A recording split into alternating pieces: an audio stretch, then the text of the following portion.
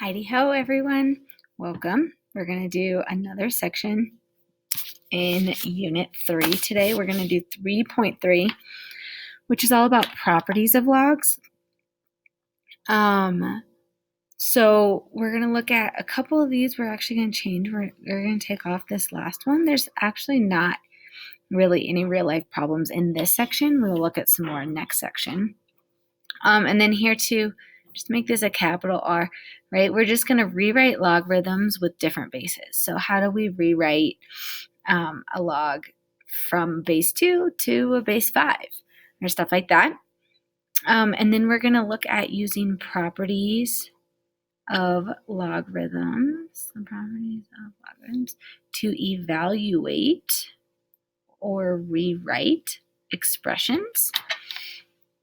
And then we're going to use those same properties of logs to expand or condense logarithmic expressions. So either making it longer or making it shorter and putting it into one term. Okay, so the first thing that we're going to look at today is the change of base. Because your calculator, only has log base 10 button. We talked about it before, but right there, the common log and the natural log. I'm not able to enter like log base 4 of something into my calculator. There is a way, and I will show you later, but right now I want to make sure that we know change of base formula, okay?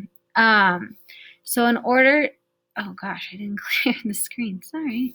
In order to be able to enter these things into our calculator, we're going to use the change of base formula.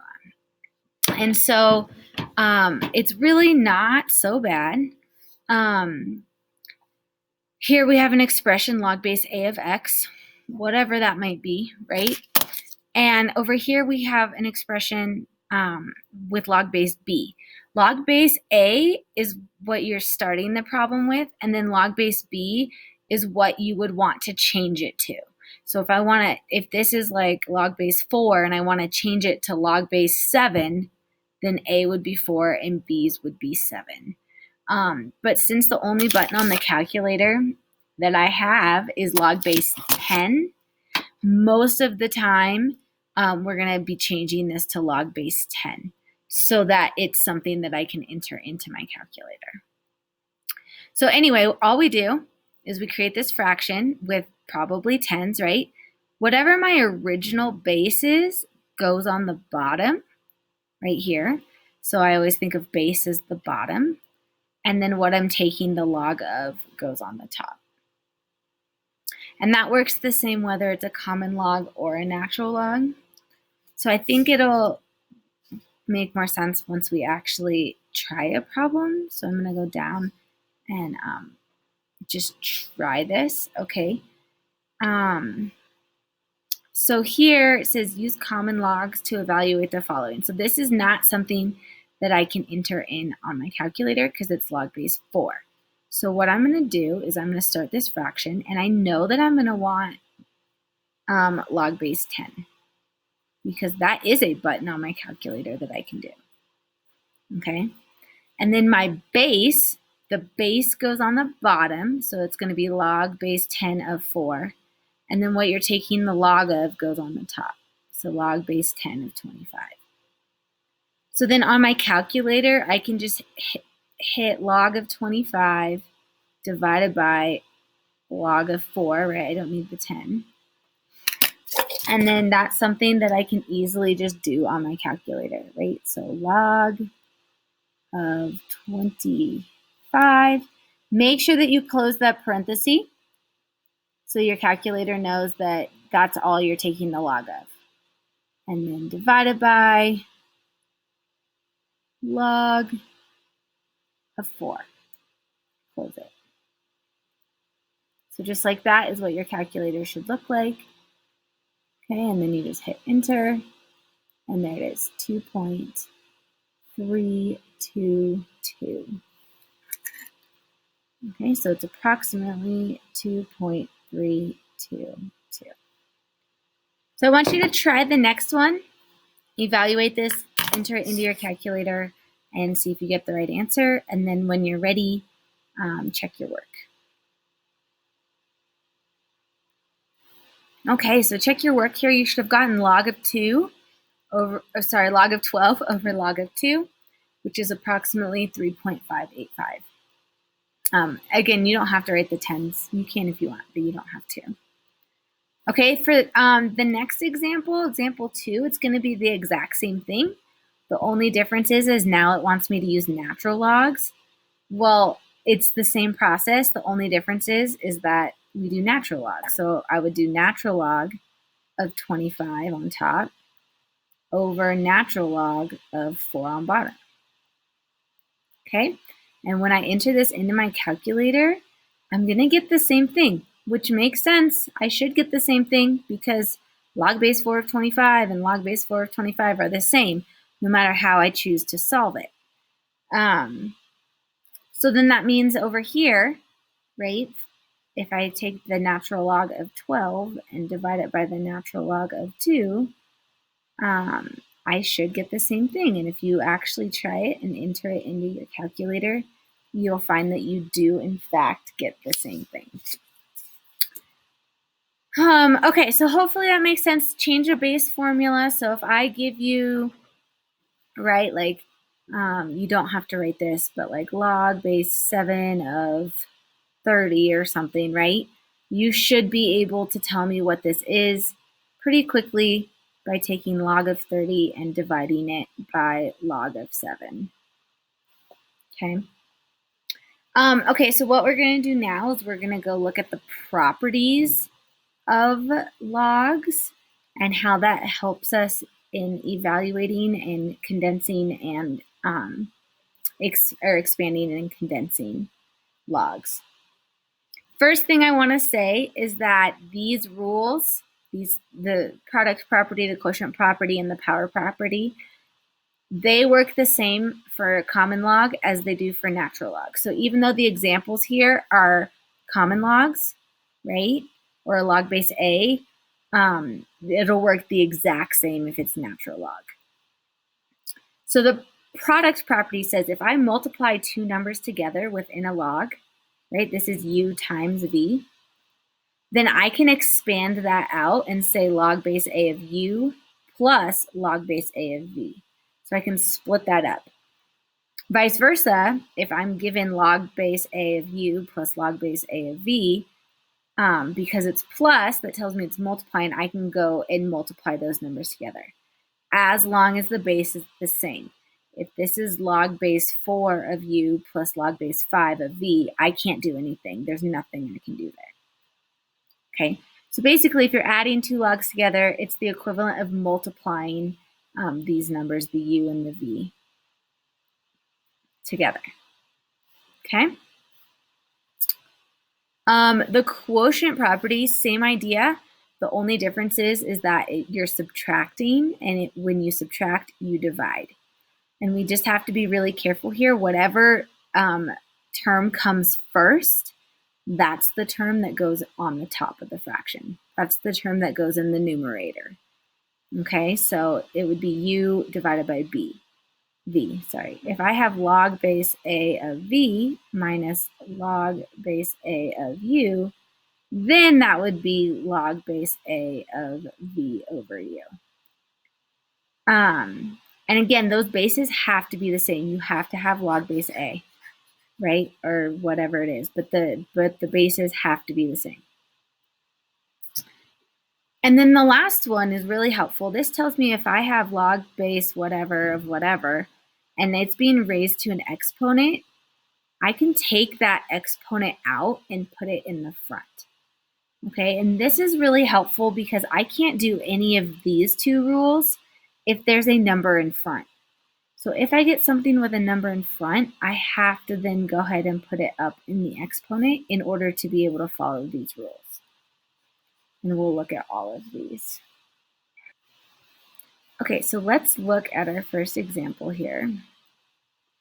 It says, write each logarithm in terms of natural log of 2 and 3. So I'm trying to split these numbers up into 2s and 3s. So I see a 6 here, but I'm pretty confident in my ability to be able to say that 6 is the same thing as 2 times 3. So I'm splitting 6 up into 2 and 3. And then because I'm multiplying using the product property, I can add. So I can take the natural log of 2 and add it to the natural log of 3. And so now I have written natural log of 6 in terms of natural log of 2 and natural log of 3. For B, it's the same thing, but because it's division, I am going to subtract. So this tells me that I have the natural log of 2 minus the natural log of 27, right? Because it's division, so I'm subtracting. So I have the natural log of 2 all set up, but this is not 3.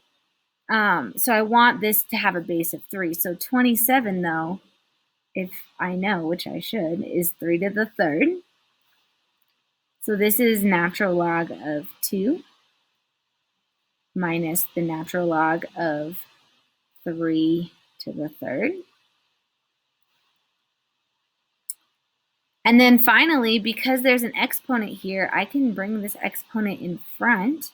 So that gives me natural log of 2 minus 3 times the natural log of 3. So this 3 right here just comes out. And I have written it in terms of natural log of 2 and natural log of 3. Okay, so we're just taking one term and expanding it into 2 terms in this case. If we look at example 4, it's just more practice of this. Example 4 says use the properties of logs to verify that negative log base 10 of 1 over 100, so that's what I'm starting with, equals log base 10 of 100. So this is what I'm trying to find.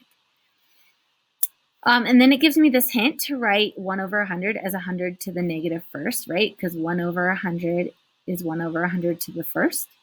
If I bring that up, I get 100 to the negative first. So I'm going to do that. I'm going to write negative log base 10 of 100 to the negative 1. Well, since I have this exponent, that exponent can come out. So that gives me negative 1 times negative log base 10 of 100. Right, I just brought this exponent out. And then negative 1 times negative log base 10 of 100 would just be positive log base 10 of 100, which is what it was trying to get me to prove.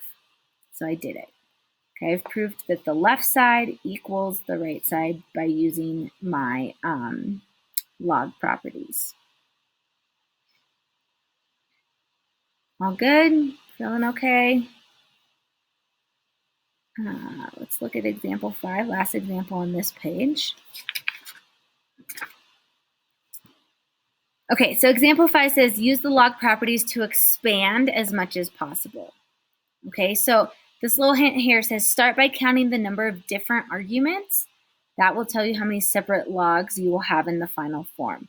So when I look here, when I'm multiplying, I have a 5, I have an x to the third, and I have a y, right? So I actually have 3 different arguments. So this tells me, or like 3 different pieces. So this tells me that my final answer is going to have 3 logs in them. And then because it's log base 4, I feel confident in saying log base 4. And this is all multiplication. So plus log base 4, right? Plus log base 4. And then I just have to fill in what it is. Well, if I split this up into 3 separate pieces, I have log base 4 of 5. I have log base 4 of x to the third, and I have log base 4 of y. And then the only other thing is that this exponent has to come out. So this gets me log base 4 of 5 plus 3 log base 4 of x plus log base 4 of y. Boom, there it is. For b, it's the same exact thing, right? The only difference is it's natural log, but the natural log follows the same properties. So, and because it's division, I know it's going to be subtraction. So I have the natural log of the square root of 3x minus 5. That is all one group. I can't split that up. Minus the natural log of 7. Now here, square root. If I take the square root of something, that is the same as raising it to the 1/2 power. And that is just something that we just have to know, right? If I square root, it's the same as taking it to the 1/2 power. If I cube root, it's the same as taking it to the 1/3 power. If I fourth root, I think we can figure this out. The same as taking it to the 1/4 power, and so on and so forth. So here, this is really the same thing as the natural log of 3x minus 5 to the 1/2 minus natural log of 7. And so then the last step is I just need to get this exponent and move it in front. So then I would have 1/2 natural log of 3x minus 5 minus natural log of 7. And that's as far as where it goes. Because this has two terms, you need parentheses, right? You don't always need parentheses, like I didn't do it here, I didn't do it here. Honestly, sometimes I do and sometimes I don't, and there's no rhyme or reason to it, so don't read it into that too much. But if it has more than one term, you have to put it in there. Because if you just write 1/2 natural log of 3x minus 5 minus natural log of 7, that's splitting it like this. And, right, so it's 1/2 natural log of 3x minus 5 minus natural log of 7. And that's not what you want. That's not what your intention is. So if there's more than one term in the parentheses there, you got to keep it. Okay, so we have two U-try problems. I want you guys to give this a shot. So I'm going to clear this. For these problems, you're going to want to keep this fact in mind, okay? So I'm going to scroll down. And we have a couple U-tries here. And I really do want you to try it, right? I do want you to give it a shot. And if you mess up, that's okay, but you're going to learn way more from trying it and messing up than not trying it at all. So go ahead, pause the video, try it, and then when you're ready, we'll go over C. So just focus on C for right now.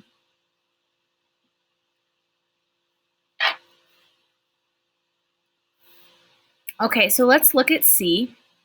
My log is base B, so I don't know what it is, but it doesn't matter. Okay, I can still just use B. And so do you see how the top has two arguments here, right? X cubed and y.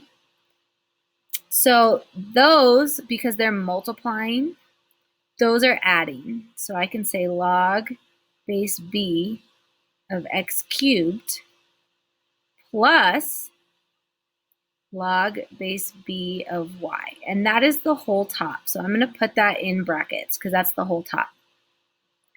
And then I'm going to say minus log base B. And remember that fourth root is the same as raising it to the 1/4 power. So I'm going to say z to the 1/4. Right? Taking the fourth root of z is the same as raising it to the 1/4 power. And then the only other thing that I have to do is distribute the, or not distribute, but move the exponents out. So this gets me, and I'm going to keep that top part in bracket or parentheses. You can use parentheses too, it doesn't matter. But that gives me 3 log base B of x plus log base B of y. So there's the top, and then the bottom is Didn't leave room for the 1/4, right? 1/4 log base b of z. And that's it. So just splitting it. If there's more than one argument on the top or the bottom, I would put that whole top and the bottom in some sort of grouping, a parenthesis or a bracket or something. Okay, go ahead and try D now.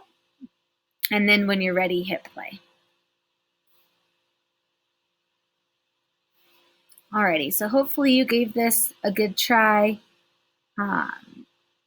So when we look here, now I have 2 arguments on the bottom. So that's going to go in its parentheses, right? I have 25 times y to the 3rd. So when I split this, I have log base 5. And then this is square root, so that's the same thing as x to the 1/2. And then I'm minusing bracket log base 5 of 25. And since I'm multiplying the 25 by y to the 3rd, it's adding log base 5 of y to the 3rd. Okay, so I'm going to take this guy out front. So 1/2 log base 5 of x minus, and I picked up on something, so I'm going to go ahead and change this 25 to a 5 squared, and you'll see why here in a second. So log base 5 of 5 squared plus, and then the 3 can come out, 3 log base 5 of y. Okay, and the reason that I did this is because log base 5 of 5 cancels, right? And I'm just left with 2. So this is now 1/2 log base 5 of x minus log base 5 of 5 cancels, and I'm just left with 2 plus 3 log base 5 of y. And there's my answer.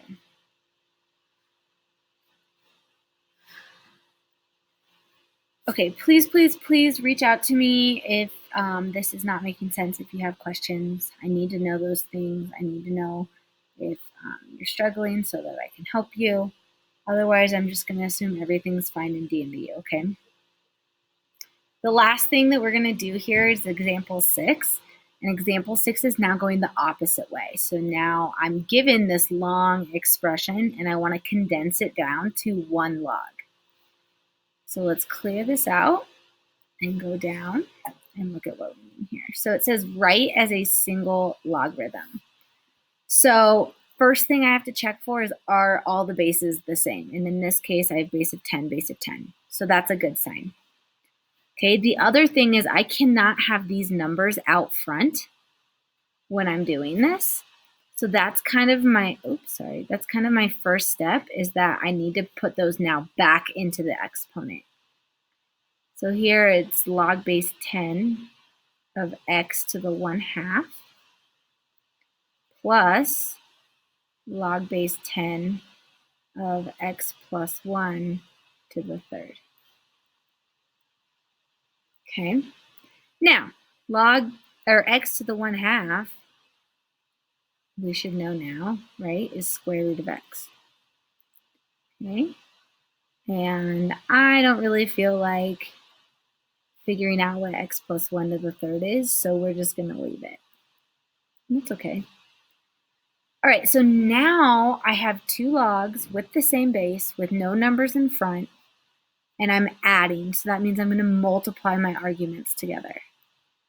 Okay, so this gets me log base 10 of the square root of x times x plus 1 cubed. Normally you would actually multiply it out, but this is a pretty ugly case where it's more work than it's worth to multiply it out all the way. So this is perfectly fine. Just to say, hey, it's x square root of x times x plus 1 cubed.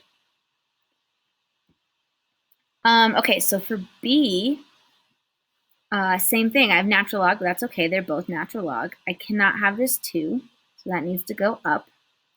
So it gives me natural log of x plus 2 squared minus natural log of x. So now I have 2 natural logs, same base, everything, no numbers in front, and it's subtracting. So this tells me that I'm going to divide. And not only am I going to divide, but the term that's written first, which is x plus 2 squared, has to go on top over x. And again, I could multiply that out, but it's more work than it's worth, and it doesn't simplify it in any way. So, okay, 2 problems left for you to try. Go ahead and try C, and then we'll go over it, and then I'll give you more time again to try D. So go ahead and do C, and then when you're ready to check your work, let's check your work.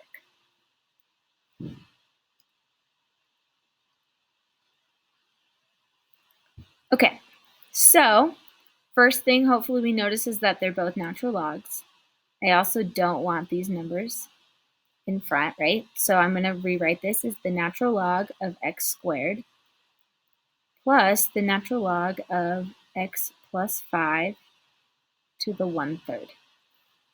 Well, x plus 5 to the 1/3 is the cube root.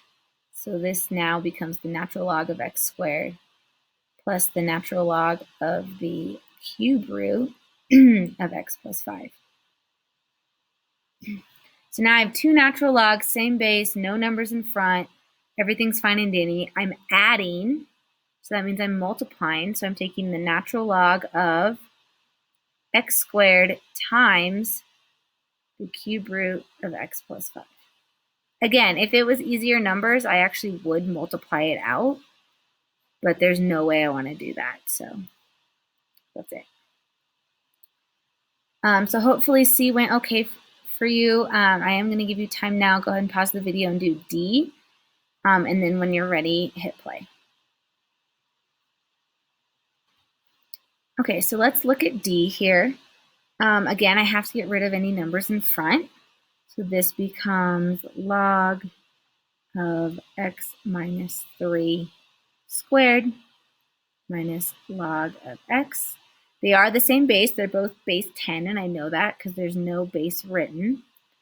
And so since I'm subtracting, it's going to turn into division, where the top is going to be that first term, x minus 3 squared, and the bottom is just going to be x. And that's as far as we're going.